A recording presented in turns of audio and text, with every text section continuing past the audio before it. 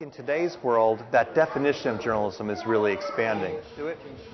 I know when I started out working on newspapers, journalism was very much like a lecture. I mean, we told you what the news was, and we didn't really listen too much to what readers had to say. We'd run letters to the editor from time to time, but we didn't really tap into the expertise that everyday readers might have concerning the story.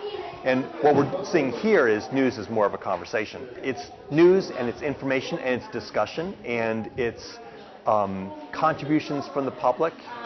It's just a broader definition of news. And news here is not a final product. It is a continuing discussion.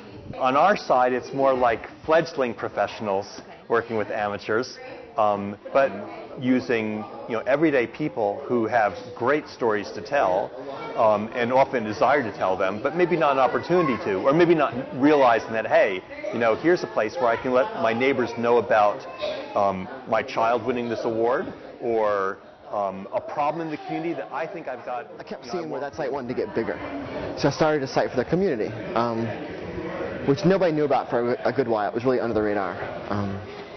And we're in an area that has a lot of stuff that goes on, particularly where I live. There has been a lot of shooting. There's violence. A lot of kids, though. I mean, it's a neighborhood. There's plenty of stuff to talk about, I should say. I mean, our neighborhood has all extremes.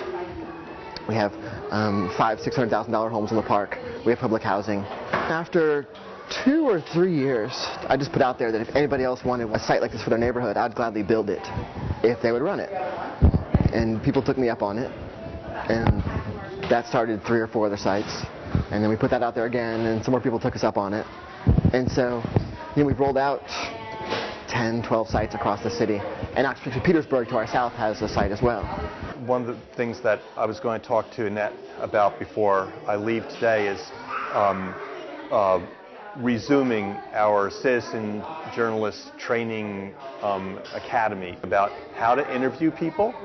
Especially as a citizen journalist, how do you approach people who may not necessarily take you seriously? Some of it is sort of journalism 101, exactly what is a story, what are the 5 W's and the H that you should try and get into every story. I mean, there's just a lot of things that happen in our neighborhood that were making the press. And I thought part of it, the site would be a place where we could talk amongst ourselves about what people are saying about the neighborhood or how it's already hidden.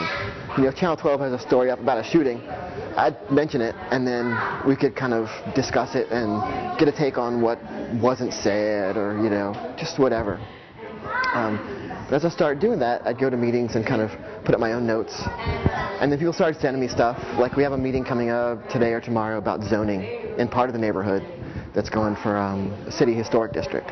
Do you identify yourself as a neighborhood blogger? I say it's complex. I represent my civic association. I'm a teacher at the school. I'm a neighborhood blogger. Everybody knows me with my laptop up there at this point. Do you ask for interviews? Sometimes. I'm not good at it. It takes so long to transcribe stuff or write them up. I mean, I'm not a writer. I don't. What is it about interviewing that you find intimidating?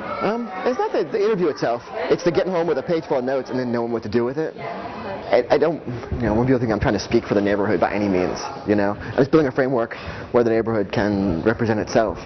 Because it's the people that send me stuff or post the comments that make the site work.